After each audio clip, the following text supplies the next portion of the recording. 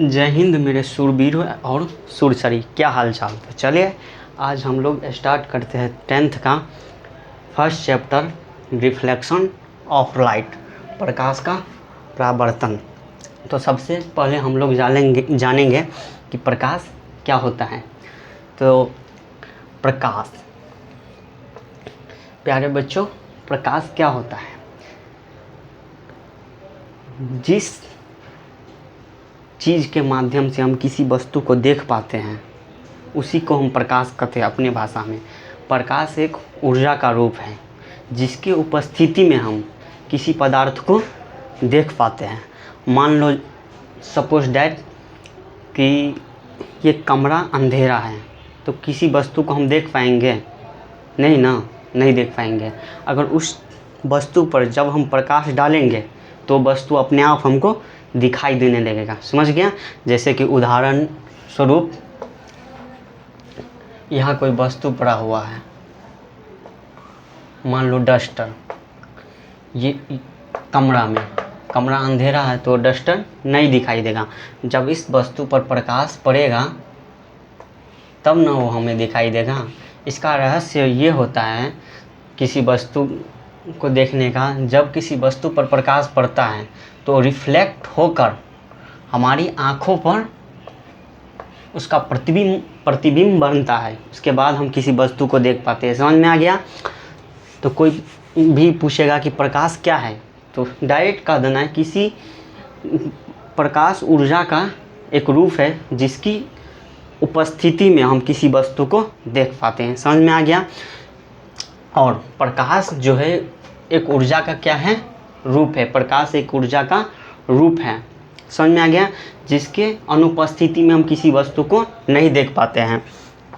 और एक चीज़ जो क्या है, प्रकाश को गुजरने के लिए किसी माध्यम की ज़रूरत नहीं होती है। निर्वात से होकर भी प्रकाश गुजर सकता है।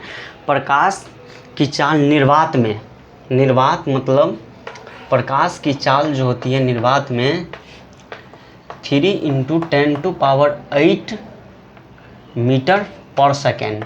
समझ में आ गया? जो निर्वात में, जहाँ कोई भी चीज़ नहीं है, जहाँ कोई भी कण नहीं हो, वहाँ प्रकाश का चाल कितना होता है? 3 × 10⁸ मीटर पर सेकेंड। समझ में आ गया मेरे प्यारे बच्चों? अब बात करते हैं किरण, रेज।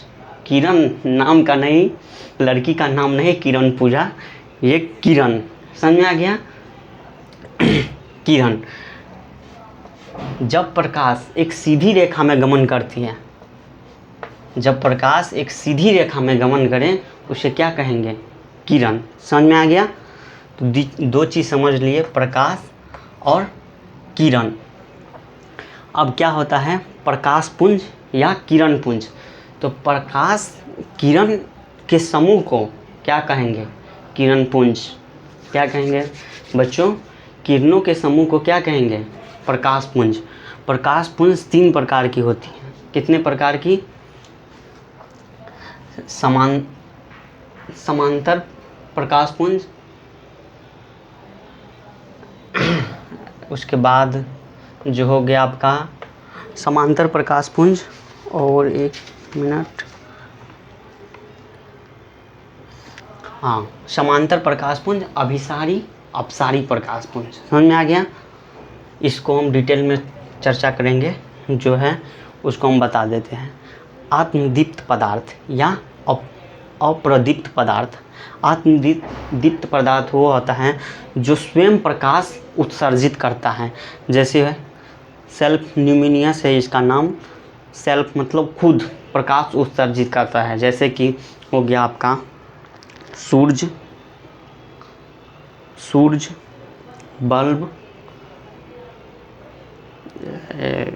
जो लालटेन होता है इत्यादि। समझ में आ गया?